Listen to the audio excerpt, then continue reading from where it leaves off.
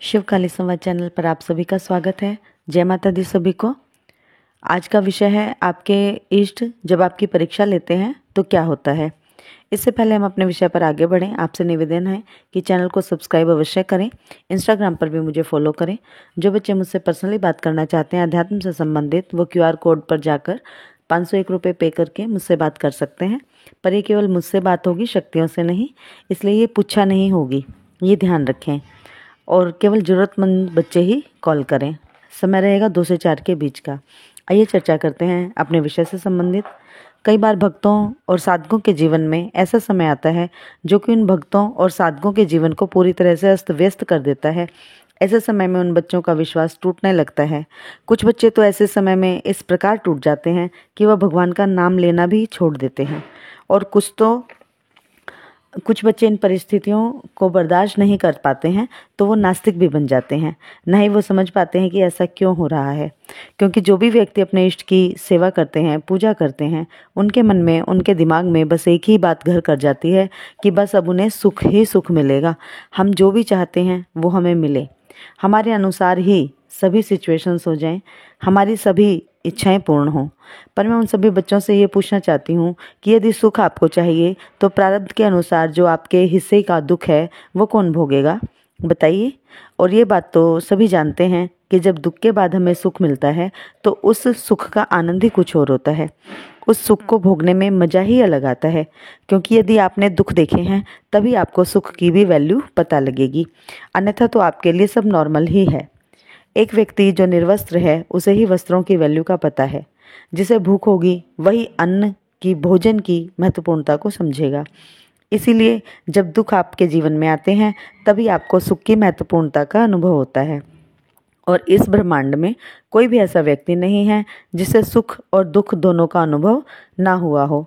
ये बात और है कि जब व्यक्ति को सुख मिलता है तब ऐसी स्थिति में वह व्यक्ति अपनी कठिन परिस्थितियों को भूलकर दुखी लोगों का मजाक भी बना लेते हैं, जबकि ऐसा करना शाश्वत नियमों के खिलाफ है। हमें ज़मीन से जुड़ा रहना चाहिए। सुख के समय में पंख लगाकर आसमान में नहीं उड़ना चाहिए, क्योंकि सुख और दुख अपने कर्मों पर ही निर्धारित है। कोई भी व्यक्ति ऐसे ही कर्म नहीं कर सकता जिससे उसे केवल दुख ही दुख प्राप्त हो, क्योंकि सुख की चाहना तो सभी को है। ये जन्मों का ही फेर है जो ऐसे ही चलता रहता है। तो हमें अपने अपने हिस्से के दुख और सुख स्वयं ही भोगने हैं। ये प्रकृति का शाश्वत नियम है जो सभी के लिए एक सार ही है।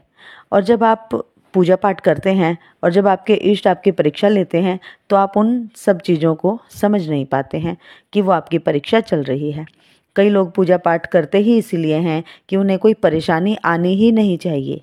अगर उन्हें एक छींक भी आए तो वो फिर भगवान को ही ब्लेम करते हैं कि क्यों आई हमें छींक, हम तो पूजा करते हैं, हम तो महामाई को मानते हैं। अगर पूजा करते करते भी हमें छींक आ गई या कोई परेशानी हो गई, खरोंच लग गई, तो क्या फ़ायदा है हमारी पूजा का। ऐसा सोचना है बहुत से लोगों का, जबकि वो लोग ये नहीं जानते कि भगवान या हमारे इष्ट हमें किन किन परेशानियों से निकालते हैं। तब तो हम धन्यवाद नहीं देते भगवान को कि पता नहीं क्या क्या होने वाला था और हमारे इष्ट ने हमें कहाँ से बचाया है। मैं ये बता दूं आप सबको कि जब भगवान हमारी परीक्षा लेते हैं तो पहले वो हमें इस लायक बनाते हैं कि हम परीक्षा दे पाएं। भगवान अपने दुखों को आपके जीवन से हटाते हैं। भगवान आपके दुखों को आपके जीवन से हटाते हैं, क्योंकि ये तो प्रारब्ध है। आपके जीवन में जो होना है वो तो होगा ही, परंतु भगवान इतना अवश्य करते हैं कि आपको वो सब बर्दाश्त करने की क्षमता प्रदान करते हैं, ज़्यादा मजबूत बनाते हैं आपको सब झेल पाने की शक्ति प्रदान करते हैं ईश्वर अपने आशीर्वाद से। आपको आभास ही नहीं होगा कि मुश्किल समय कैसे निकल गया। भगवान इतना अवश्य करते हैं कि अगर आपका बहुत ही भयावह एक्सीडेंट होने वाला था तो उस एक्सीडेंट को छोटे मोटे एक्सीडेंट में बदल देते हैं। आपका बहुत ज़्यादा नुकसान होने वाला होता है तो वो छोटे से छोटे नुकसान में उसे बदल देते हैं। पर हम उस छोटे से नुकसान का या एक्सीडेंट का इल्ज़ाम भी भगवान पर ही लगा देते हैं कि ऐसा क्यों हुआ, मैं तो इतनी पूजा पाठ करती हूँ। जबकि भगवान तो आपको वो दुख सहन करने की ताकत देते हैं। इसीलिए हमें भगवान को कभी भी दोष नहीं देना चाहिए, क्योंकि कर्म करने का निर्णय स्वयं हमारा ही होता है और प्रारब्ध भी तो हमारे ही हैं। भगवान क्या करेंगे उसमें।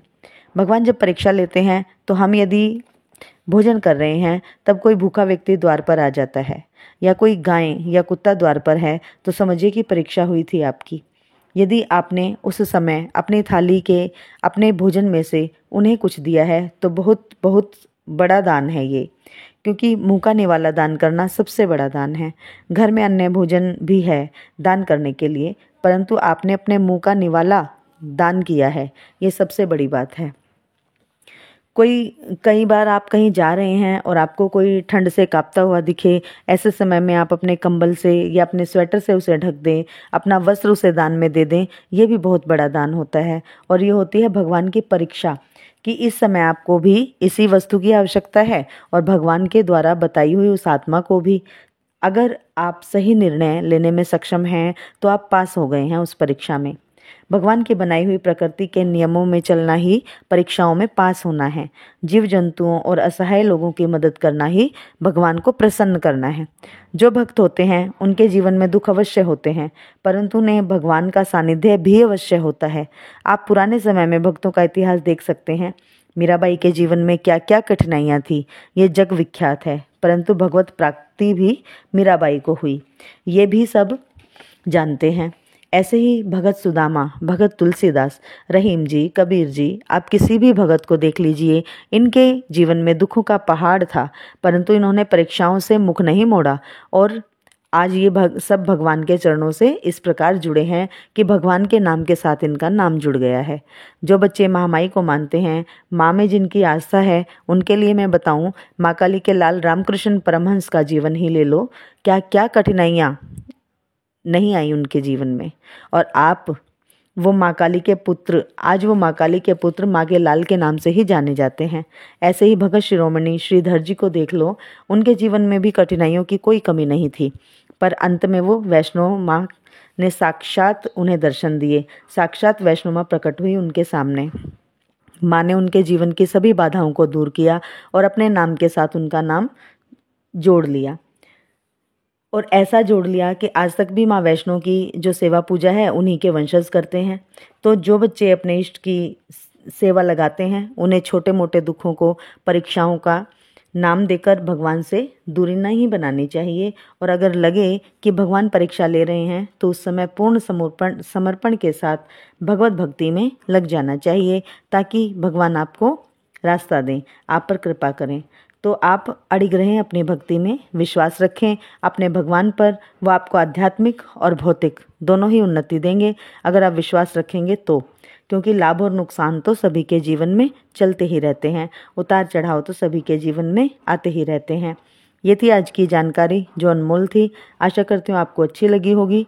वीडियो को लाइक अवश्य करें। जय माता दी सभी को। जय शिव शक्ति, जय महाकाल, जय महाकाल।